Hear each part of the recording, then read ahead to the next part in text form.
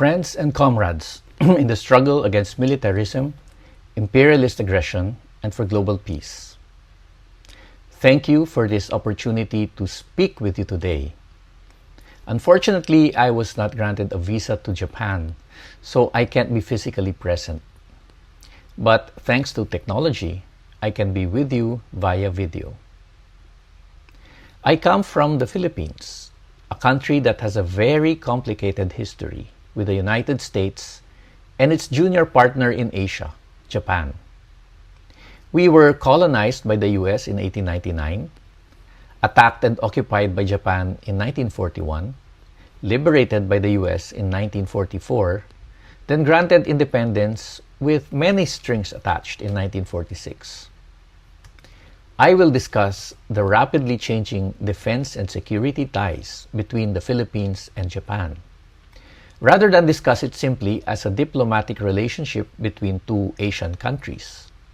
I will do so in the larger context of the United States' renewed effort to use Japan and the Philippines to contain China, fusing military strategy, economic strategy, and technological strategy.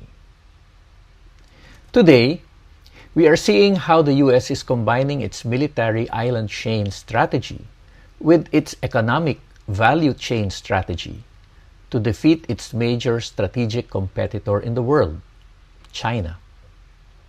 The first island chain is a US-designed line of defense running from Japan through Okinawa, Taiwan, the Bashi Channel, the western Philippine seaboard, and down towards Indonesia, through which the United States seeks to constrain China's naval movement and capacity to project power in the Western Pacific. Today, this military chain is being fused with other chains: the semiconductor value chain, the AI value chain, the critical minerals chain, the logistics chain, and the digital infrastructure chain. Thus, the US is not only preparing the region as a military theater, it is also reorganizing our economies to serve its aim of preventing China's rise as a rival superpower. A key component of this is the dramatic acceleration of Philippine-Japanese military cooperation in the last few years.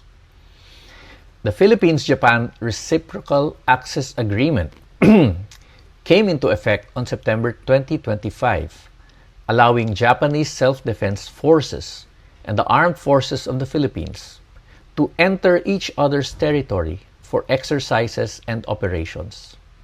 This gives Japan a legal framework for sustained military presence in the Philippines. Following this, both countries have deepened logistics and supply cooperation, including an acquisition and cross-servicing agreement in January this year that allows military forces to support each other with fuel, food, transport, supplies, and services. The two governments have also moved towards intelligence sharing and protection of classified defense information. Japan has increased defense assistance to the Philippines through its Official Security Assistance Program, providing radars, maritime surveillance equipment, patrol assets, and infrastructure support. This deepening and widening relationship was affirmed when Philippine President Marcos visited Japan last May, and with Japan Prime Minister Sanae, signed a joint statement elevating the relationship between the two countries into a comprehensive strategic partnership. During this year's annual Philippine-US Balikatan military exercises, Japanese self-defense forces participated in more active military scenarios. Japan even launched its Type 88 surface-to-ship missile system in live-fire maritime strike exercises on Philippine soil. This is a significant historical shift from the purely self-defense posture of the past. For many Filipinos, this is deeply sensitive. The return of Japanese armed forces to Philippine territory, now under a US-led security architecture, cannot be treated as an ordinary event. Historical memory matters.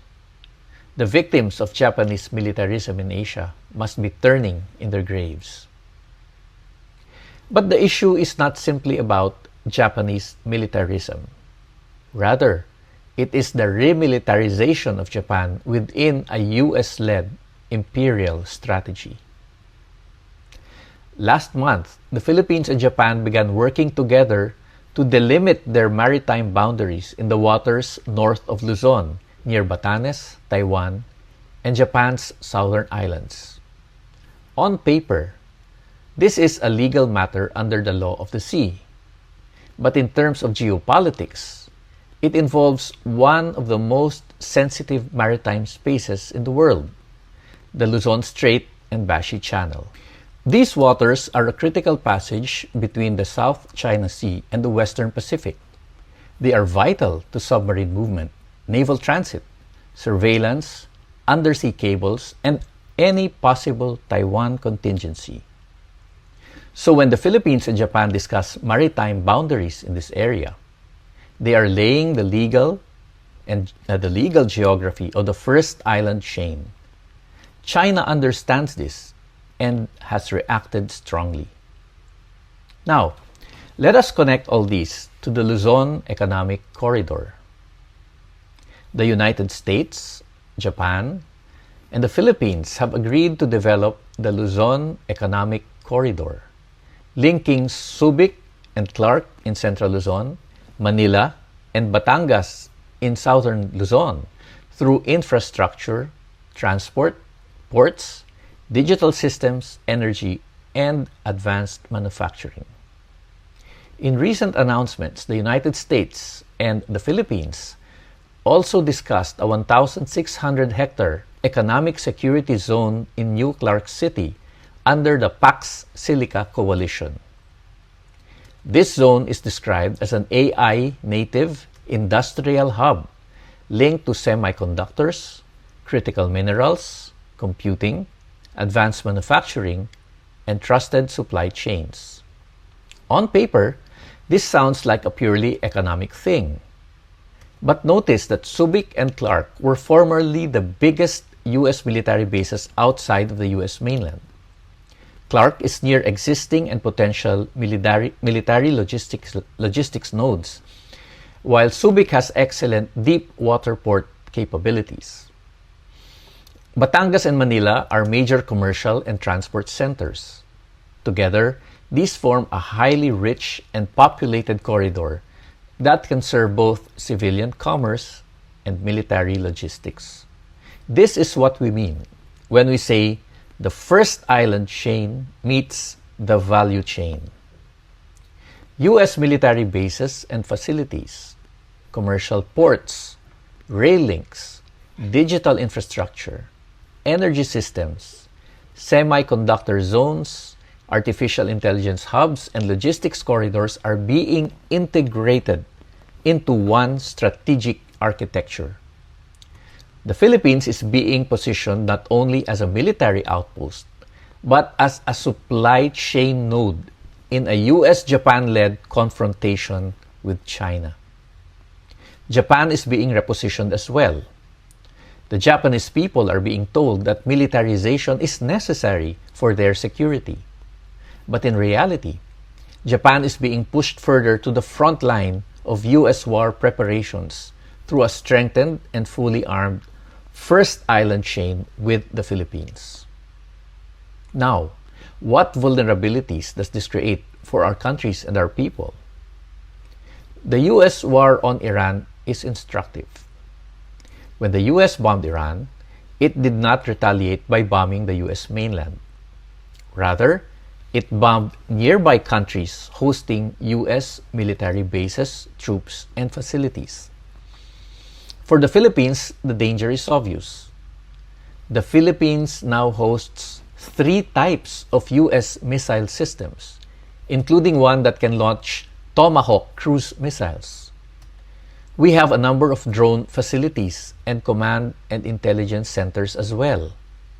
If open conflict breaks out between the US and China, especially over the Taiwan Strait or the South Luzon or South China Sea in northern Luzon, the 9 EDCA sites all over the country, Subic, Clark, and other strategic areas will most likely become targets.